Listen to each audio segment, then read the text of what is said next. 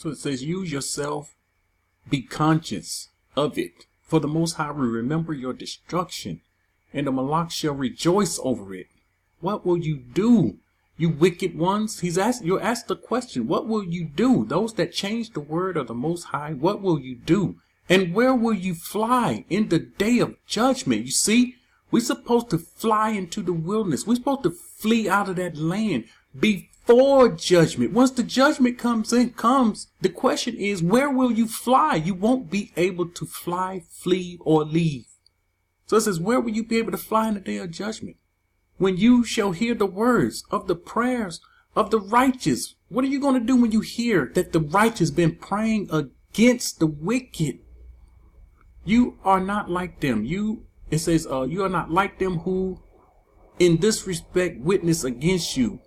You are associates of the wicked ones. See, you don't want to associate yourself with the wicked ones.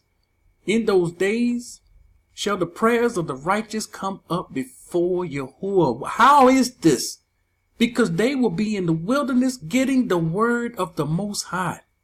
And they will become perfect the way he intended. And the prayers will go up against the wicked. This is what we're reading here. In those days shall the prayers of the righteous come up before Yahuah. When the day of your judgment shall arrive. At that day of judgment, the prayers will be going up against them. Cursed is all who does not confirm all the words of this Torah to do them. And every circumstance of your iniquity be related before the great and the Kadash one. These righteous people will be bringing the iniquity of the wicked before the Most High. The righteous will be reminding the Most High how they changed his word. This is one of the things that they will be saying. How men taught words that was changed. It was incorrect. And it wasn't the word of the Most High. Your faces shall be covered with shame. We know this. It's coming. Their faces will be covered. These teachers' faces will be covered with shame. While every deed strengthened by crying shall be rejected. Woe unto you, you wicked ones. It's saying, woe unto you, who in the midst of the sea and on dry land are those against whom our evil records exist. There are evil records amongst them. Woe to you who squander silver and gold. You see, obtaining money, you're getting rich. Nor attain in righteousness. But you didn't obtain this money in righteousness. Abraham obtained his money in righteousness. And say, we are rich, possess wealth. This is what they're saying. Yes, many of the Christian pastors, they are wealthy. Many of the leaders of the camps, they are wealthy. Look at them. They're traveling all over the world. They have jets. They have mansion homes. You know, they are wealthy. And they're saying, look at us. We possess wealth. Just because you possess wealth does not mean you're righteous. And have acquired everything which we can desire. So anything that they desire, anything they want, they can get it. They are not lacking. This is what they're saying.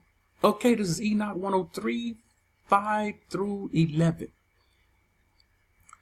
But has it not been shown to them that when the receptacle of the dead, their soul shall be made to descend? Remember, when you die, you descend into the earth. You go down into the earth. Their evil deeds shall become their greatest torment. The evil deeds that these people done on earth will become their greatest torment. Whatever they did, that's what they will be tormented by. And so people changing the words of the Most High, they're going to be tormented by that. Into darkness, into the snare, and into the flame. Yes, they're going to the flame, to the fire, which shall burn to the great judgment. Shall their ruachs enter, and the great judgment shall take effect forever and ever. Once they go in, that's it. It's forever and ever. Woe to you. For to you there shall be no shalom. You're getting woes here. Woe to these wicked people. Woe to the rebels that continue to go against the Most High's word. Woe to those who speak in ignorance and go against the Most High's word when that's not what he's saying. Be careful that you don't speak in ignorance against the Most High's word. He's saying, woe to you. There should be no shalom for you. Neither can you say to the righteous and to the good who are alive, in the days of our trouble have we been afflicted. It's this very manner of trouble have we seen, and many evil things have suffered. Our ruachs have been consumed, lessened, and diminished. Listen, they will be consumed over and over. The worms never die. We have perished, nor has there been a possibility of help for us in word or in deed. No help for these people. We have found none, but have been tormented and destroyed. We have not expected to live. We have not expected to live day after day. We hope indeed to have been the head. Watch this. We hope to have been the head, but have become the tail. Is not that's what our people been saying? They've been proclaiming to our people, we're the head and not the tail. They was hoping to be the head. They was intending on being the head, and they will become the tail. All those rich, all those rich guys we was talking about that love money, they're going to end up becoming the tail. They have everything right now. They're sitting and looking very good right now. Things look good right now. Remember, I've said it before and I say it again. Everything that glitters is not gold. Just because everything is okay now don't mean everything going to be okay because of the things that you've done. This is Scrolls 4Q375 fragment 1. It says, you will do. This is a word from the Most High. You will do all that Yahuah has commanded you. Because we're being told we can't keep the law. We can't keep Torah. It's impossible. But the Most High is saying, you will do all that Yahuah command you from the mouth of the prophets. Not only the Torah, from the mouth of the prophets. You will keep all these precepts we are commanded. Change your mind, change your thinking.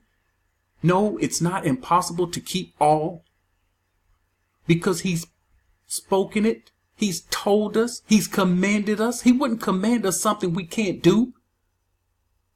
You will keep all these precepts and you will return to Yahuah. This is what caused us to return to him when we keep his word. So it says, you will return to Yahuah, your mighty one, with all your heart and with your soul. And your mighty one will desist from the wrath. He's going to retreat from the wrath of his great anger that he had towards us to save us from our misery. And the prophet who will arise and speak defection, here they go. What's speaking defection? Changing the words. This is defection. When you change the Most High word, you're making the word become defective. And that's what we have today in our Bibles. They are defective. And so these words cause his word to become ineffective. And it cannot work in our life the way it was intended to work.